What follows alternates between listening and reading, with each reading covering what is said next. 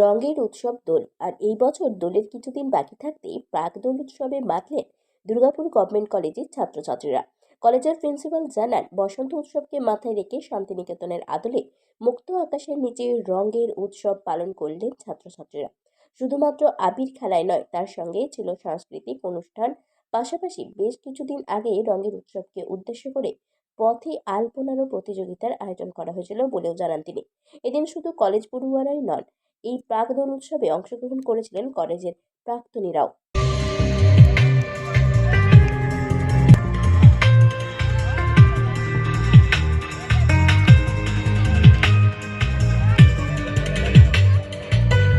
আজকে কি অনুষ্ঠান হলো? দুর্গাপুর প্রথমেই সরকারি মহাবিদ্যালয় পরিবারের তরফ থেকে আপনারা যারা সাংবাদিকরা যারা এসেছেন, প্রিন্ট মিডিয়া, ইলেকট্রনিক মিডিয়া, আমার তরফ থেকে আন্তরিক কৃতজ্ঞতা, ধন্যবাদ যে এই বসন্ত উৎসবটাকেও আপনারা কভার করতে এসেছেন। আপনাদেরকে ওয়ার্ম ওয়েলকাম। এবং আজকের আপনারা দেখতেই পাচ্ছেন যে চারিদিকে একটা উৎসাহ উদ্দীপনা, ছাত্রছাত্রী শুধু নয়, আমাদের হচ্ছে যে অধ্যাপক অধ্যাপিকা, শিক্ষা সহায়ক কর্মীরা পরিবারের মতো একদম রঙিন হয়ে এসেছে সবাই। এবং সুন্দর করে একটা সাংস্কৃতিক যে আমাদের চেতনা এবং যে একটা আমাদের ঐতিহ্য ধারা আছে, সেটাকে বজায় রেখেই বিভিন্ন গান, আবৃত্তি, কবিতা সবাই পরিবেশন করছে। স্টুডেন্টদের মধ্যে একটা অসাধারণ একটা উৎসাহ উদ্দীপনা, সারাদিন ধরেই ওরা প্রোগ্রাম চলবে। এবং বসন্ত উৎসবটাকে আমরা একটা রুমের মধ্যে আবদ্ধ না রেখে, এর আগে আমরা একটা আলপনা প্রতিযোগিতা করেছিলাম, একদম স্ট্রিট রোড আর্ট যেটাকে বলছে কম্পিটিশন, সেটাতে আপনারাও এসেছিলেন। সেইটা করার পরেই তার সাথে সাথেই বসন্ত উৎসব, অর্থাৎ ওইটার সাথে একটা মিলবন্ধন ঘটিয়ে রং, আলপনা, এই যে স্টুডেন্টদের মধ্যে যে ক্রিয়েটিভিটি আছে, বিভিন্ন সৃজনশীলতাটাকে আরও তুলে ধরার জন্য আমরা এই ধরনের উৎসব এখন আয়োজন করতে যাচ্ছি, একদম খোলা মাঠে, যেভাবে বিশ্বভারতীতে হয় আর কি, বোলপুরে শান্তিনিকেতন, একদম সুন্দর মুক্ত পরিবেশে।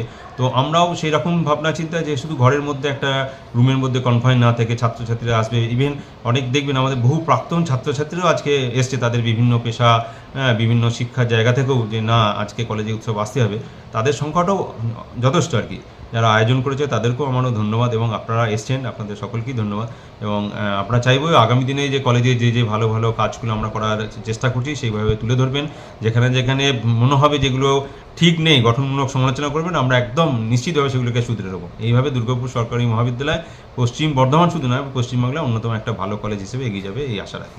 স্যার, আপনার নামটা? আমি ডক্টর দেবনাথ পালিত, আমি প্রিন্সিপাল, দুর্গাপুর সরকারি মহাবিদ্যালয়। Thank you.